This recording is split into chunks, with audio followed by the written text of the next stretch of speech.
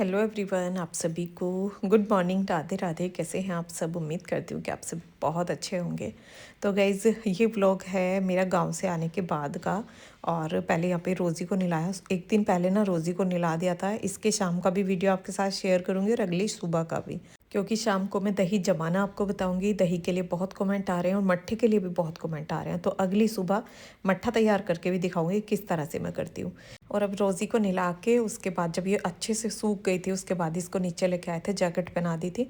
और यहाँ पे राधा नाम की धुन चल रही है। तो गाइस, भजन वगैरह ये बहुत ही ध्यान से सुनती है बैठ के। देखो यहाँ पे बैठ गई है और बस इसको देखती रहेगी, सुनती रहेगी। और ये वीडियो है मेरा शाम का। तो यहाँ पे दूध को मैंने गर्म कर लिया है, जितना कि मतलब ज़्यादा हल्का गर्म नहीं, थोड़ा तेज़ सा गर्म कर लिया है।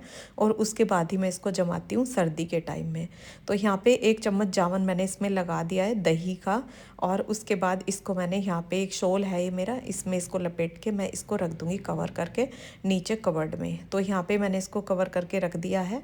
और अब ये अगली सुबह का मेरा वीडियो है। तो गाइस, जो छोटे मोटे घर के जितने भी काम होते हैं वो हम महिलाओं के ही होते हैं। जैसे आपने सुना होगा, एक औरत को घर की रीढ़ कहा जाता है। रीढ़ मतलब जैसे हमारे शरीर में एक रीढ़ की हड्डी होती है ना, हमारा पूरा शरीर उस पर ही टिका हुआ होता है। अगर उसमें कुछ भी प्रॉब्लम हो जाए तो हाथ पैर पूरा शरीर कहीं भी चलने वाला नहीं है। कहते हैं ना कि रीढ़ की हड्डी हमारे पूरे शरीर का जॉइंट होती है। अगर ये नहीं चलेगी तो हमारा शरीर नहीं चलेगा। तो इसी तरह से औरत भी घर की रीढ़ होती है। तो उसी तरह से उसी के ऊपर पूरा घर डिपेंड होता है कि घर में क्या कैसे कब करना है, वो वही जानती है। घर में कब कौन सा काम होना है वो वही जानती है।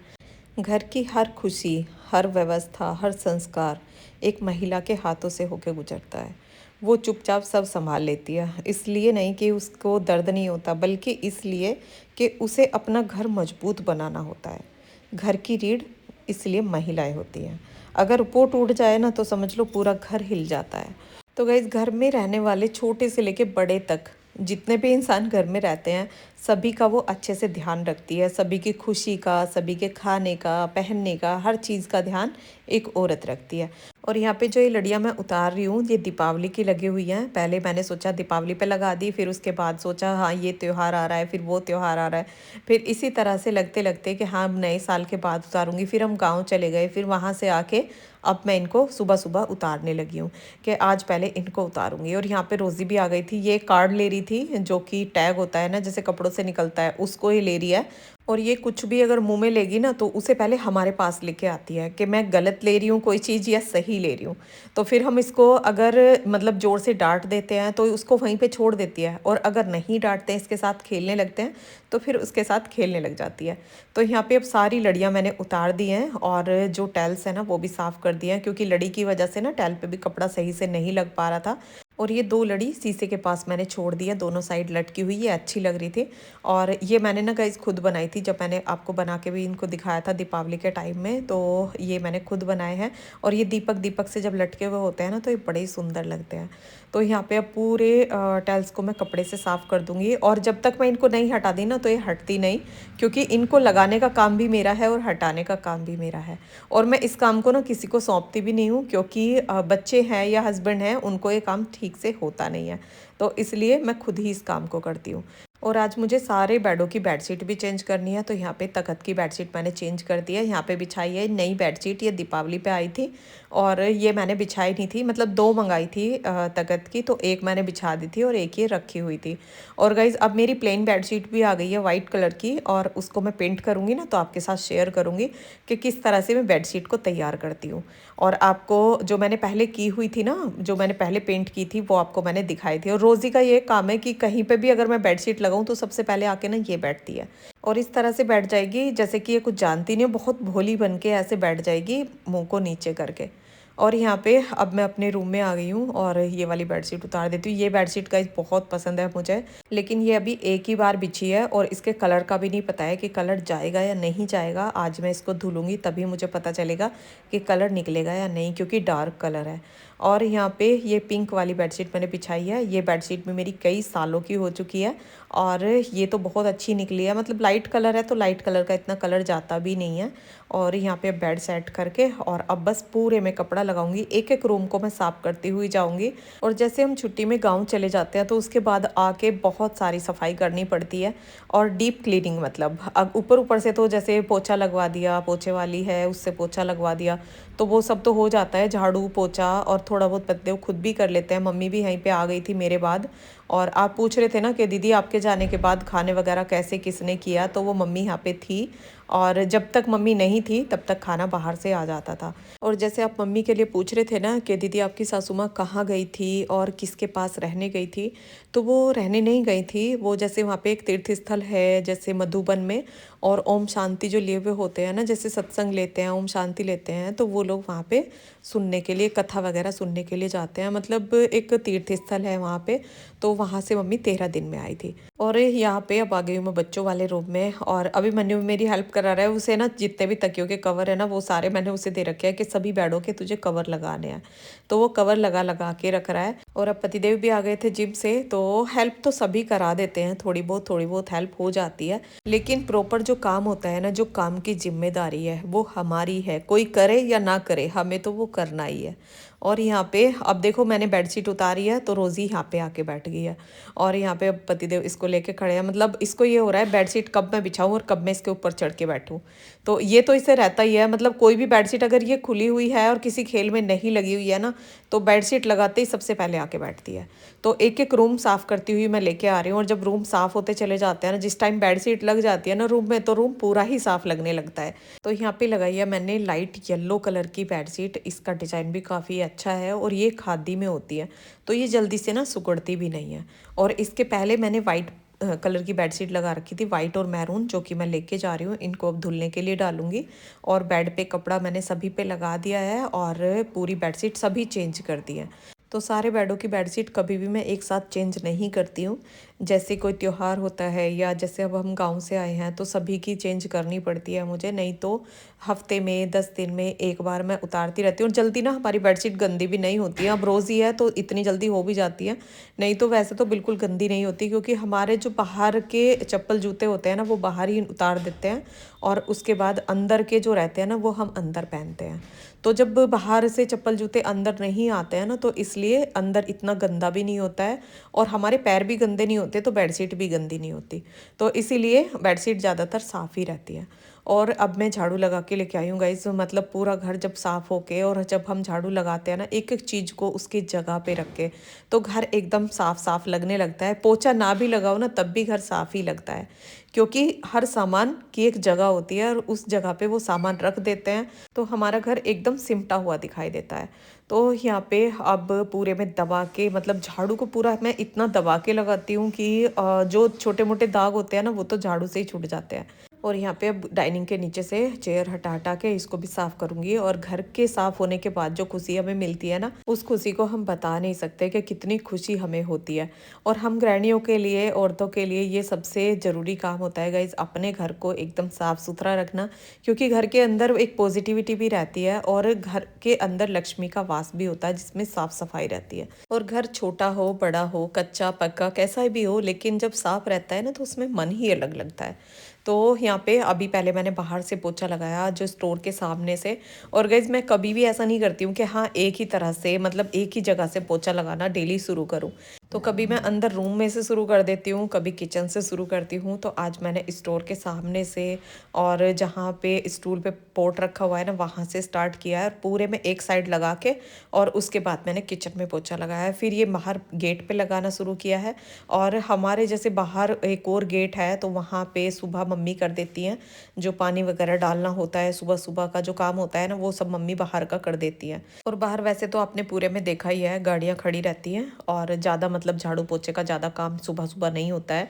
और यहाँ पे अब मैंने पूरे में पोछा लगा के, और उसके बाद यहाँ पे ये जो कारपेट सी मैं लेके आई थी ना, ये दरी टाइप थी, तो इसको मैंने यहाँ पे पहले ये ग्रे कलर वाली डाल रखी थी, लेकिन वो इतनी अच्छी नहीं लग रही थी, तो इसलिए यहाँ पे ये मैंने चेंज करके दूसरी वाली डाल दी है। और यहाँ पे एक ये सोफ़े के कलर का ही छोटा सा सोफ़ा है, स्टूल टाइप, और ये दूसरा मैंने गद्दी लगा के ना वो कवर करके लगा रखा था, तो ये दोनों पे डल गया ना तो पूरा एक जैसा हो गया है। और यहाँ पे अब ये है दूध जो कि मैंने रात में जमाया था, ये वो दही तैयार हो गया है। तो इसके ऊपर ऊपर की मलाई ये मैं निकाल लूँगी और उसके बाद इसमें से दही निकालूंगी, क्योंकि मलाई जैसे दही में आती है तो सूर्य खा लेता है लेकिन अभिमन्यु नहीं खाता है, तो इसलिए सभी की दही ना मैं एक साथ ही निकाल देती हूँ। और दही देखो कितनी अच्छी जमी है, एकदम पीस निकल के आ रहे हैं दही से, कितनी अच्छी बेस्ट दही जम के एकदम तैयार हुई है। और यहाँ पे मट्ठा बनाने के लिए ये मैंने एक प्लास्टिक का डब्बा लिया हुआ है, ज़्यादा बड़ा भी नहीं है, मतलब 3-3 किलो का ही डब्बा होगा। तो इसके अंदर ये मैंने दही डाल दिया है, जो कल की दही रखी हुई थी ऊपर ऊपर की मलाई निकली हुई वो भी मैंने इसी में डाल दिया, और आज की जो दही बची है ना वो भी मैंने इसी में डाल दिया है। और अब मैंने इसमें डाल दिया है हल्का गर्म पानी, मतलब ये नॉर्मल होनी चाहिए, एकदम ठंडी नहीं होनी चाहिए। अगर ठंडी होगी तो जल्दी से घी नहीं निकलेगा, ज़्यादा गर्म होगी तो भी घी नहीं निकलेगा दही से।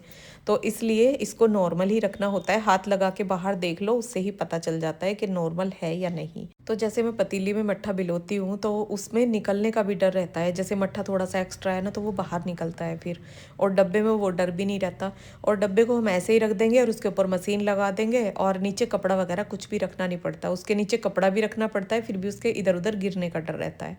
तो आज अभी मैंने ऊपर दिखाया आपको, ऊपर हो रही है बारिश, और बारिश में वैसे तो गाइस बहुत मन लगता है, सर्दी की हो या गर्मी की हो बारिश बहुत अच्छी लगती है मुझे। लेकिन जब घर खुला हो ना तब बारिश बिल्कुल अच्छी नहीं लगती, क्योंकि पूरे में गंदा हो जाता है। घर बंद है तो कोई दिक्कत नहीं है।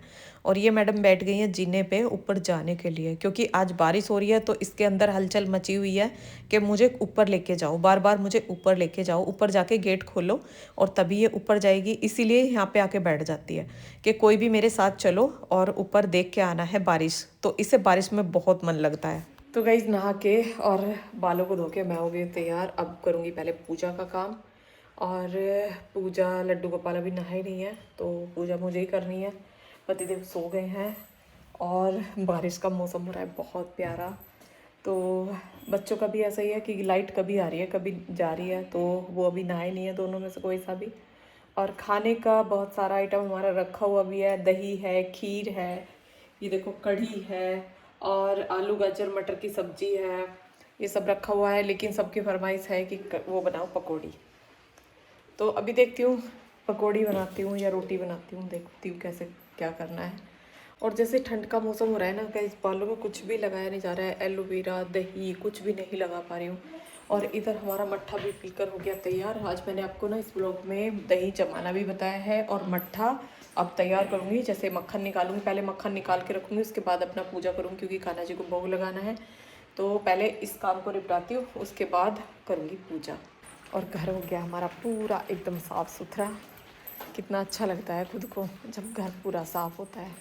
तो यहाँ पे पतिदेव सो गए हैं, ये वाला रूम पूरा क्लीन पड़ा हुआ है, और कपड़े धुलने के लिए बीच में ही रह गए क्योंकि लाइट चली गई है। तो यहाँ पे अब मैं निकालूंगी मट्ठे से मक्खन। और इस मशीन के लिए ना बहुत कमेंट ये होते हैं, दीदी ये मशीन आपने कहाँ से ली? तो जो बर्तन वाले होते हैं ना, जहाँ से हम बर्तन ख़रीदते हैं वहाँ पे मशीन मिल जाती है। और ब्लेंडर हो ना, अगर आपके पास ब्लेंडर हो उससे भी मक्खन अच्छे से निकल जाता है। तो यहाँ पे अब मैं मक्खन निकाल लूँगी। ये मैंने कान्हा जी का अलग से निकाल दिया, और बाकी मक्खन मैं इस भगोने में निकाल लेती हूँ, बड़े वाले बाउल में। तो इसको फ्रिज में रख दूँगी। और यहाँ पे मट्ठे को पलट के कर दिया है मैंने जग में। और मट्ठा मैं किसी भी बर्तन में भिलाऊँ, लेकिन उसको पलट के ना फिर मैं फ्रिज में रख देती हूँ। अब तो इतनी ज़रूरत नहीं हो रही है, जितना पीने में काम आएगा उतना आ जाएगा, बाकी फिर भी फ्रिज में रखना होता है, नहीं तो काउंटर टॉप पूरा भरा हुआ होता है। और यहाँ पे फूल निकाल लिया मैंने पूजा के लिए, बस अपनी पूजा की तैयारी करूँगी, क्योंकि कान्हा जी के भोग की तैयारी भी मैंने कर दी है। और ये देखो फूल अभिमन्यु ने उठा रखा था कि मम्मी देखो कितना मोटा फूल है गुलाब का, कितना प्यारा लग रहा है।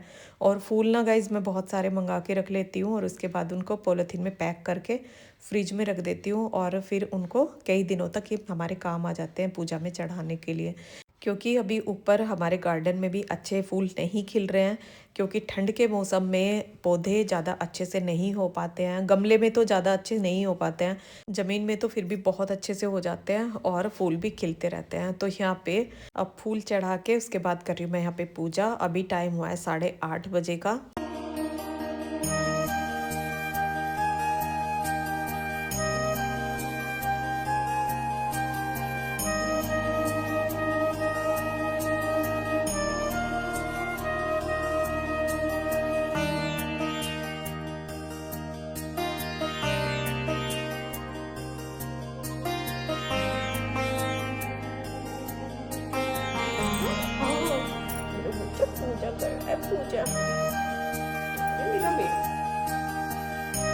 अब पूजा करके लगा दिया भोग। और जैसे मैंने बताया सभी की फरमाइश है पकौड़ी खाने की। और जब बारिश होती है ना तो इसी तरह का खाना ना हमें बहुत अच्छा लगता है, पकौड़ी कचौड़ी इस तरह का बहुत अच्छा लगता है तला हुआ। वैसे तला हुआ मैं घर में बहुत कम बनाती हूँ। और यहाँ पे अब आलू काट के उसके ऊपर बेसन मैंने डाल दिया है, कुछ बेसिक से मसाले डाल दिए हैं, धनिया पाउडर, जीरा, लाल मिर्च और कुछ हरी मिर्ची काट दी है, इसके साथ धनिया काट दिया है। और यहाँ पे अब इसमें हल्का सा पानी डाल के मैंने इसको सभी को मिला लिया एक साथ ही। और प्याज भी इसी के साथ मिक्स कर दिए। वैसे प्याज की पकौड़ी अगर अलग से बनाए ना तो बहुत ही टेस्टी लगती है। और एक तरफ बन रही है हमारी चाय। और ये जो पकौड़ी है ना ये बिना लहसुन प्याज वाली है, जो कि मैंने कान्हा जी के लिए बनाई है। तो जैसे पकौड़ी या पराठे ऐसा कुछ बनाना होता है तो प्याज मिलाने से पहले ना मैं उनका अलग निकाल लेती हूँ और पहले उसको उतार देती हूँ। और उसके बाद अब इसमें और पकौड़ियाँ डालूँगी। तो यहाँ पे चाय बन रही थी तो चाय में मैंने दूध भी डाल दिया है और ये टिश्यू पेपर नैपकिन लगा लिया है। और उसके बाद इसी पे मैं इसको उतारूँगी, जिससे कि ऑयल वगैरह सभी ना सोख लेते हैं। तो चाय भी हमारी बन के तैयार है, इधर पकौड़ियाँ भी बन गई हैं गर्मा गर्म। और ऐसे मौसम में पकौड़ी खाने का मज़ा ही कुछ और होता है। सभी को बहुत पसंद आती है, मुझे भी बहुत पसंद है, बट मैं इसलिए बचती हूँ कि ये थोड़ा सा ऑयली होता है इस वजह से। बस मुझे पता नहीं अंदर ही अंदर ये रहता है कि ये हमारे लिए एक हेल्दी खाना नहीं है। और जो दही मैंने निकाली थी तो दही से किसी ने भी कोई नाश्ता नहीं किया है, सभी ने बोला कि हम तो पकौड़ी ही खाएंगे। और सबसे पहले रोज़ी आके बैठ गई है खाने के लिए। इसको भी तला भुना गाइस सच में बहुत ज़्यादा पसंद है। पराठे हों, पकौड़ी हों, कचौड़ी हों तो इसे बहुत ज़्यादा पसंद है। अपना खाना भी ना ये छोड़ देती है जब इस तरह का खाना घर में बनता है। तो यहाँ पे ये भी बैठ गई है बेड पे। और नीचे अब ये बिल्कुल भी रुकने वाली नहीं थी, या तो इसको बांधना पड़ता या फिर ये बेड पे ही इसी तरह से बैठ सकती है बस तसल्ली से। डाइनिंग टेबल पे बैठेंगे तो वहाँ पे भी ये चेयर पे बैठेगी और वहाँ पे भी इसको इसी तरह से खिलाना पड़ता है। और बांध के पता नहीं गाइस सच बताऊँ मुझे अच्छा नहीं लगता है। पता नहीं ऐसा लगता है मुझे कि हमने इसे क्यों बांध रखा है, ये बेचारी देख रही है तो अंदर से ना मतलब एक अलग ही बहुत ज़्यादा तरस आता है मुझे इस पर। तो यहाँ पे आप देखो ये देख रही है सूर्य के साथ बैठ के टीवी, वो अपना फ़ोन में कुछ कर रहा है, ये अपना टीवी देख रही है। जैसे ही बारिश बंद हुई तो हम आ गए यहाँ पे ऊपर। और इसका भी बहुत मन लग रहा है रोज़ी का, बच्चे पतंग उड़ा रहे हैं। और आज है गाइस बसंत, तो ये बसंत का मेरा वीडियो है। आप सभी को बसंत की ढेर सारी शुभकामनाएं। ये वीडियो थोड़ा सा लेट आ रहा है आपके पास। और जैसे ही बसंत ऋतु आती है ना तो उसके बाद पेड़ों पे, फूलों पे, सब पे बाहर आने लगती है। और अभी तक मतलब पेड़ थोड़े मुरझाए हुए थे, पत्ते थोड़े सूखे हुए थे, पत्ते गिर रहे थे ऐसे ही पीले पड़ पड़ के। और अब मौसम अच्छा होने लगेगा तो पेड़ भी हमारे अच्छे होने लगेंगे। और यहाँ पे रोज़ी पानी में ना पूरे मज़े ले रही है। तो गाइस चाय पकौड़ी खा के तो बारिश इंजॉय की। और अब थोड़ी सी धूप निकली है तो बच्चे उड़ाएंगे पतंग। और आज का मौसम अच्छा रहा, बारिश भी हो गई और धूप भी निकल आई, मतलब ज़्यादा तेज़ नहीं है, हल्की फुल्की सी धूप है।